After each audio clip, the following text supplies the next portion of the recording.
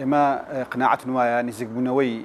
كردان لهر سوار بهذا كردستان شيء ضرورة وارهنجاوك بوي خصني وتاري سياسي كرد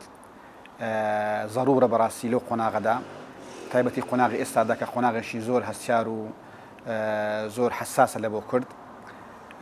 ڕاستە ئێمە لە کورد لە چوار قوالی سیاسیدایە یعنی لە چوار حکوومەتدایە بەڕاستی بەڵام ئەوە معنای ئەوە نییە هەماهەنگی و هاوتەریبی و نزیکبوونەوەی ئەو کوردانە لە هەر چوار پارچەکە خاڵێکی زەرورە بەڕاستی هەم بۆ ئایندە وەک هەنگاونان بۆ پرۆژەیەکی ئایندە بەڕاستی و هەم بۆ ئێستاش کە کۆمەڵێک مەلەفی تێکەڵاو هەیە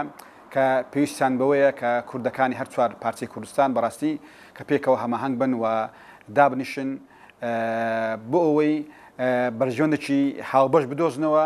خێری هەبێ بۆ هەموو لایەک بەڕاستی بۆ مەسەلەی کۆنگرێتەوەیش دیارە ئێمە یەکگرتووی ئیسلامی کوردستان قناعتم وایە ئەم کۆنگرێش وەسیلەیەکە هۆکارێکە بۆ نزیککردنەوەی وتاری سیاسی هەر پارچە هەر کوردەکان لە چوار پارچەی کوردستاندا بەڕاستی ئێمە لە چەند ساڵی ڕابردووشدا کە بڕیار بوو کۆنگرێتەوەی بەسترێ ئێمە بەشێک بوون لەو هەوڵانە ولا لژنەی ئامادەکار داوین بەڵام بەداخەوە تاوان هەوڵەکان سەری نەگرت ئێستاش هەر هەوڵێک و هەر هەنگاوێک بۆ ئەنجامدانی ئەم کۆنگرەیە ئێمە بە ضروری ئەزانین و پێین خاڵەشی گرینگە بەڵام بەو مەرجەی ئامادەکاری بۆ بکرێ بەڕاستی چونکە ئێمە تەنیا لە بۆ شتێکی ڕووکەشی و ڕواڵەتی کۆنگرە بەسترێ شتێکی دیعایبی ئەوە کافی نییە بەڵکو ئێمە هەدەفمانە کە ئەو کۆنگرە بەسرێ بەرنامەی خۆی پێشێ بەڕاستی سوودی هەبێت لە بۆ قەزیەی کوردی بۆیە ئێمە قناعتم وایە ئەم کۆنگرەیە لەگەڵ ئەوەی دەکە ضرورە ببەسترێ پێمە هەنگاوەشی باشە هۆکارێکی باشە بەڵام پێویستە مقدماتی بۆ دابدرێن و ئیشی لە بۆ بکرێ بەڕاستی ڕۆیایشی موحەدی لە بۆ دابدرێ بۆی ئەو ئامانجانەی کە لە بۆ کۆنگرە دادەندرێ فعلا لە ئەرزی واقعدا جێبەجێ بکرێ و عملی بێ چونکە هەمومان نزانین ئێمە بەڕاستی ینی بە زۆر بەداخەوە کە ئێمە وەک کورد ینی بحکمی ئەوەی کە لە تەوزیع بوونی هەر چوار قوارەدا کۆمەڵێک ئەجندا و کۆمەڵێک مەشاکلی سیاسیمان هەیە هەر پارچەی گرفتی خۆی هەیە بۆی هەوڵێکی زۆر پێویستە بۆ ئەوەی ئەم ڕوئیانە ینی یەک بخرێن و لە ئەرزی واقعدا بەنامێکی عملی بۆ دابدرێ بۆی ئەم کۆنگرەیەکە ئەبەسترێ کۆنگرەیەکی عملی بێ و فعلی بێ کۆنگرەیەک بێ بەرژەوەندی هەر چوار پارچە بخاتە ڕوو و لە ئایندا ئێمە سوودی لێ بینی ئێمە وتمان کە ینی نزیکبوونەوەی ئەم کورد لە هەر چوار پارچە ضرورە بەڕاستی وتاتی لەو قۆناغی ئێستا کە قۆناغیش هەستیارە و ئێمە لە بەردەم کۆمەڵێک ئەگەری خەتەرداین ئەگەر خوا نەخواستا دوور بین و پەرتەوازە بین ئەوەش معنی ئەوەیە کە هەر هۆکارێک بۆ نزیکبوونەوەی ئەو ینی